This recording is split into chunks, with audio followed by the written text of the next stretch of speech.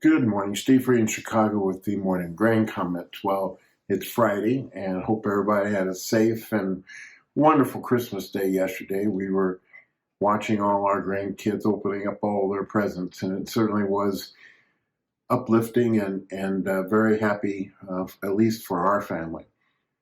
As far as the markets are concerned, it's one of those rare occasions where we don't have overnight trade to give us an idea of what the calls are. But right now, we're giving it a slightly higher tone due to the positive trade that we saw on Wednesday, with us trading above some of the moving averages in soybeans and corn.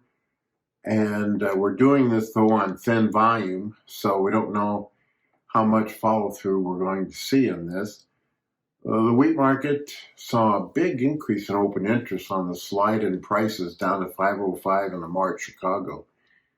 So we're just below some of the key moving averages. A trade above those could trigger some more short covering.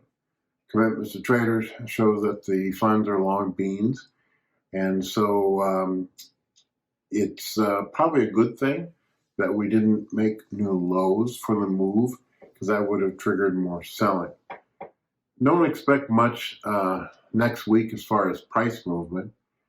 Outside markets are probably going to be a little bit more active as the rally in the stock market continues on talk of lower interest rates.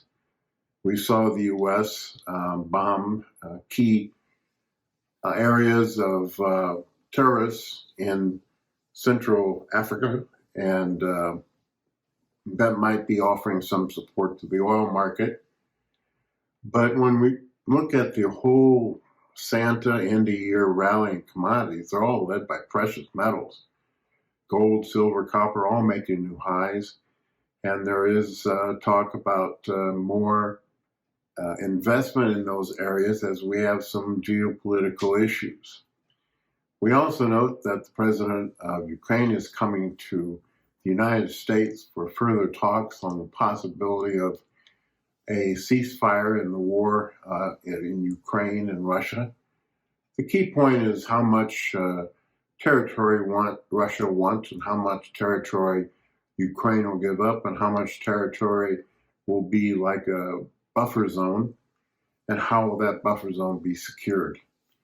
So a lot of geopolitical issues going on as we end 2025.